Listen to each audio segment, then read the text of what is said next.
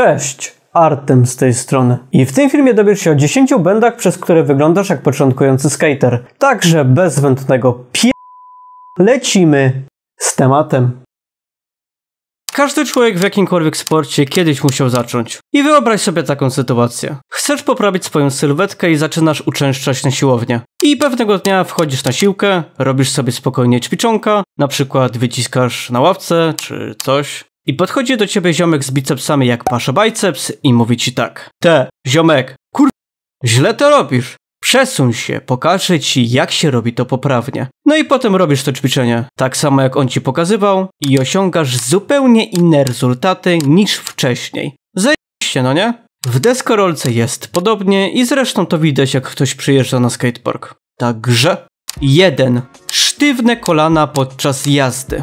Wygląda to w taki sposób, gdzie poruszasz się praktycznie na każdej przeszkodzie, ruszając nieomal wcale kolanami. A co za tym idzie? Mniejsza prędkość, częstsze odpychanie się, aby tej szybkości więcej nabrać oraz trudniejsze poruszanie się w miejscu, w którym jeździsz. Tutaj koniecznie przyda ci się technika, która nazywa się pumping. Jest to odpowiednie kucanie i podnoszenie się dla zachowania odpowiedniego pędu na przeszkodzie. Pomoże ci to również w utrzymaniu odpowiedniej postury ciała na deskorolce oraz lepszej i bardziej efektownej jazdy na skateparku i nie tylko. Poza tym, jeżeli chcesz zacząć albo jesteś w trakcie uczenia się poruszania na minirampie, to odsyłam cię do karty w prawym górnym rogu. 2. Ustawianie deski na ziemi. Już wiele razy spotkałem się z czymś takim na skateparku i jest to dosyć oczywiste, gdy coś takiego widzę, ponieważ jestem pewien, że taka osoba nie spędziła na desce więcej niż tydzień lub mniej. Najlepszy sposób, aby wejść na deskę, to ustawienie przedniej nogi z przodu i odepchnięcie się najmocniej jak to jest możliwe. No albo naucz się wskakiwać na deskę z rozbiegu. Dlatego, że pomaga to w nabraniu większej swobody podczas poruszania się na deskorolce i nie musisz wtedy tej deski ustawić na ziemi, aby zacząć na niej jeździć. 3. Podnoszenie deski.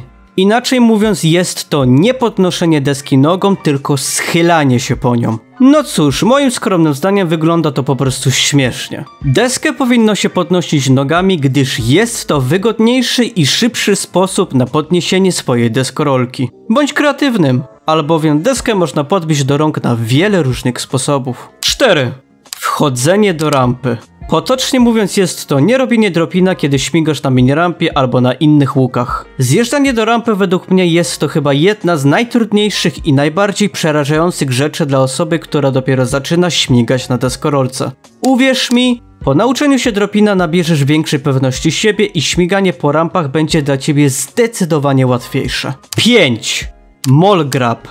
Jest to trzymanie deski za hanger, jakby był to bardzo wygodny uchwyt tylko i wyłącznie po to, aby pomóc ci przenosić deskorolkę. Jest to dosyć często spokrewnione z pozerami, czyli z osobami, które nie jeżdżą, tylko mają przy sobie deskę po to, aby popisać się przed znajomymi, bo w ich mniemaniu wygląda to zajebiście. Osobiście uważam, że przenoszenie w ten sposób deskorolki nie jest niczym złym, bo każdy może ją nosić taką metodą, jak mu się podoba. Lecz po tylu latach, ile już jeżdżę, weszło mi to tak mocno w psychikę, że staram się jej tak nie nosić. Możliwe również, że to wyszło u mnie z przyczyn wygodnickich, ponieważ łatwiej jest mi wskoczyć na deskę, gdy trzymam ją za nosa, a nie za hanger. 6. Odpychanie się mongo. Jest to odpychanie się w taki sposób, gdzie tylna noga znajduje się na deskorolce, natomiast przed nią się odpychasz. Jeżeli jeździsz tym sposobem, to bardzo sobie utrudniasz, ponieważ trudniej jest ci wtedy utrzymać balans oraz skręcać na deskorolce. Oczywiście moim zdaniem. Lecz więcej na ten temat znajdziesz w tym materiale dla głębszego zrozumienia tego problemu. 7. Jazda tylko na swojej stronie.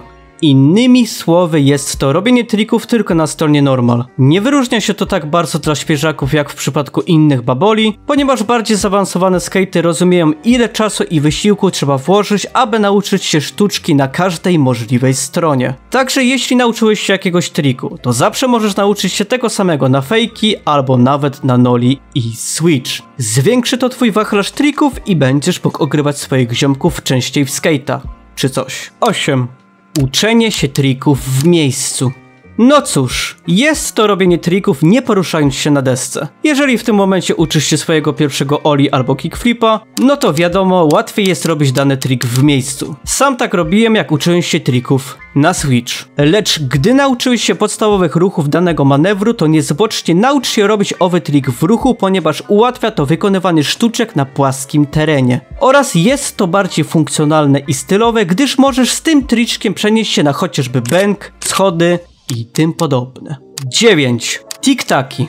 Mam na myśli tutaj, że wylądowałeś jakiś trik, ale musiałeś podnieść tylnego traka i skręcić w prawo lub w lewo, aby z tej deski nie spaść. To zdarza się nie tylko początkującym skate'om, lecz osobom na każdym poziomie. Tylko że różnica pomiędzy istotą, która dopiero zaczęła jeździć, a zaawansowaną jest taka, że osoba świeżo upieczona stwierdzi, że ten trik zrobiła, natomiast bardziej doświadczony skejcik powie, że ten trik jest do poprawy i będzie chciał zrobić ten trikol jeszcze raz, aby wykonać go lepiej. 10. Powtarzanie tych samych trików. No cóż, jest to błąd, który dotyczy nie tylko nowicjusza, ale praktycznie każdego skate'a. Jest to, inaczej mówiąc, robienie tych samych ewolucji na tych samych przeszkodach i znajdowanie wymówek na to, aby nie uczyć się nowych rzeczy. Także postaraj się wyjść ze swojej strefy komfortu i ucz się nowych trików na bieżąco.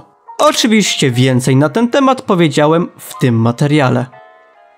No cóż, no i to chyba tyle. Do ilu błędów początkującego skate'a ty się zaliczasz? Daj znać w komentarzu. Także to wszystko w tym filmie. Jeżeli ci się spodobał, no to oczywiście pierdolnij pałkersona w górę. Oczywiście, jeżeli jesteś tutaj nowy, no to zostaw subskrypcję. Także to tyle.